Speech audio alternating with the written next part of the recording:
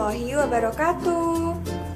Halo teman-teman, Kembali lagi di mata kuliah Matematika Diskrit.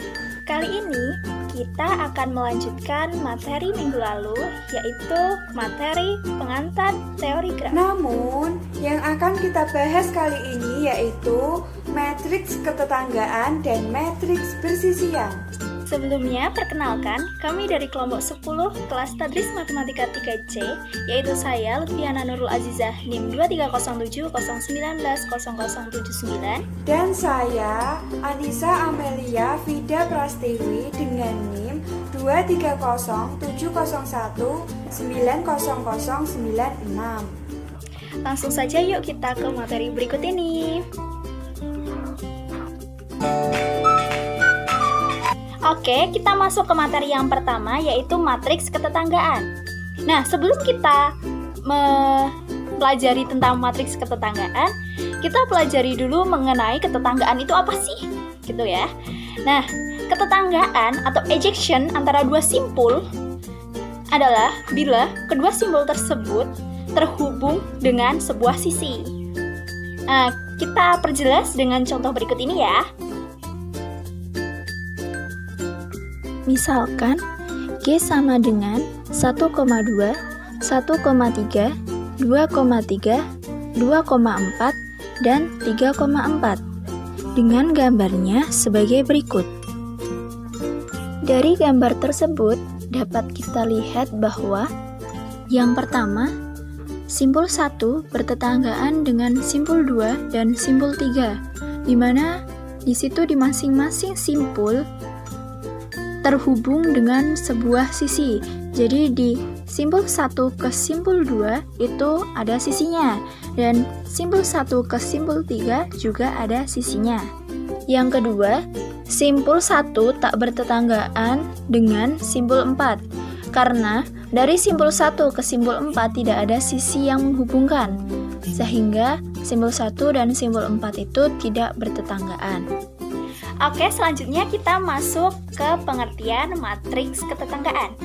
Matriks ketetanggaan untuk graf sederhana merupakan matriks bujur sangkar yang unsur-unsurnya hanya terdiri dari bilangan 1 dan 0. Baris dan kolom pada matriks ini masing-masing merupakan representasi dari setiap simpul pada graf tersebut. Misalkan, matriks dinamakan matriks AIJ, maka AIJ beranggotakan 1 jika simpul I dan J bertetanggaan, sedangkan bernilai 0 jika simpul I dan simpul J tidak bertetanggaan.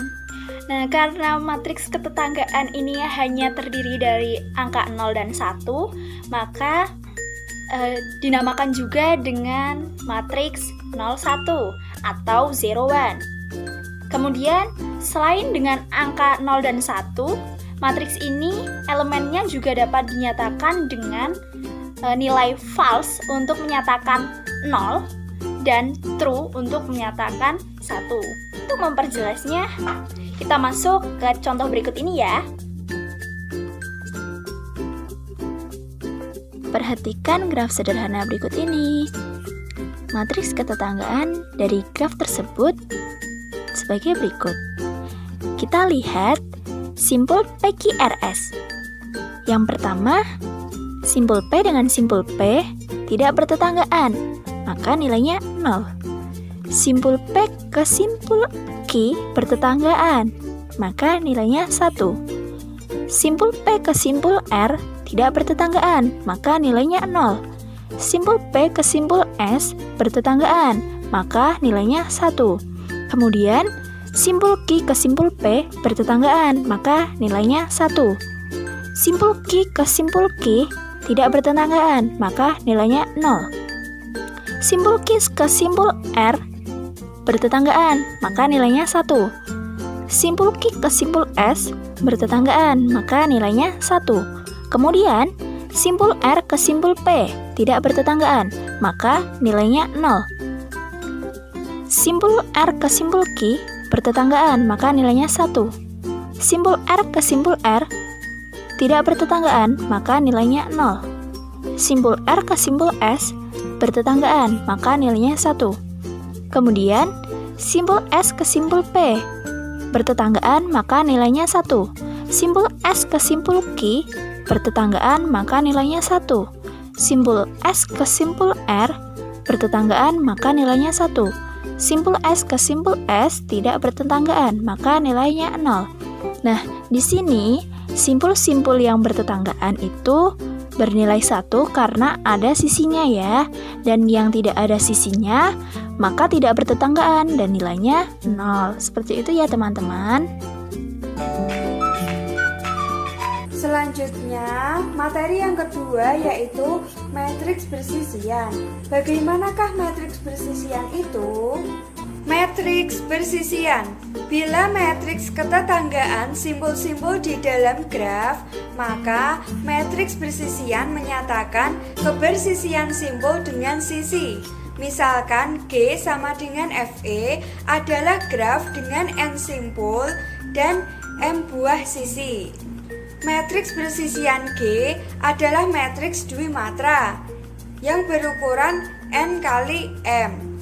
Baris menunjukkan label simpul, sedangkan kolom menunjukkan label sisinya. Matriks bersisian dapat digunakan untuk merepresentasikan graf yang mengandung sisi ganda atau sisi gelang. Derajat setiap simpul I dapat dihitung dengan menghitung jumlah seluruh elemen pada baris I, kecuali pada graf yang mengandung gelang atau looping.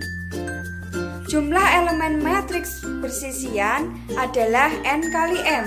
Jika tiap elemen membutuhkan ruang memori sebesar N, maka ruang memori yang diperlukan seluruhnya adalah N, sama dengan N kali M. Bila matriks tersebut dinamakan A sama dengan AIJ, maka yang pertama, AIJ bernilai 1 jika simpul ke I bersisian dengan sisi ke J, dan AIJ bernilai 0 jika simpul ke I tidak bersisian dengan sisi ke J. Perhatikan graf jembatan Konigsberg berikut ini.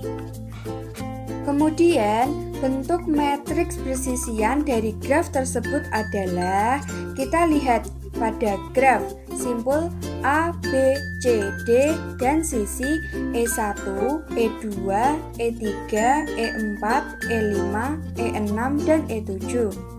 Yang pertama kita lihat simpul A, B, C, D dengan sisi E1. Simpul A dengan sisi E1 bersisian, maka nilainya 1. Simpul B dengan sisi E1 tidak bersisian, maka nilainya 0. Simpul C dengan sisi E1 bersisian, maka nilainya 1. Simpul D dengan sisi E1 tidak bersisian, maka nilainya 0. Kemudian kita lihat simpul A, B, C, D dengan sisi E2. Simpul A dengan sisi E2 bersisian, maka nilainya 1. Simpul B dengan sisi E2 tidak bersisian, maka nilainya 0. Simpul C dengan sisi E2 bersisian, maka nilainya 1. Simpul D dengan sisi E2 tidak bersisian, maka nilainya 0. Kemudian kita lihat simpul A, B, C, D dengan sisi E3. Simpul A dengan sisi E3 bersisian, maka nilainya 1. Simpul B dengan sisi E3 bersisian, maka nilainya 1. Simpul C dengan sisi E3 tidak bersisian, maka nilainya 0. Simpul D dengan sisi E3 tidak bersisian, maka nilainya 0. Kemudian kita lihat simpul A, B, C, D dengan sisi E4.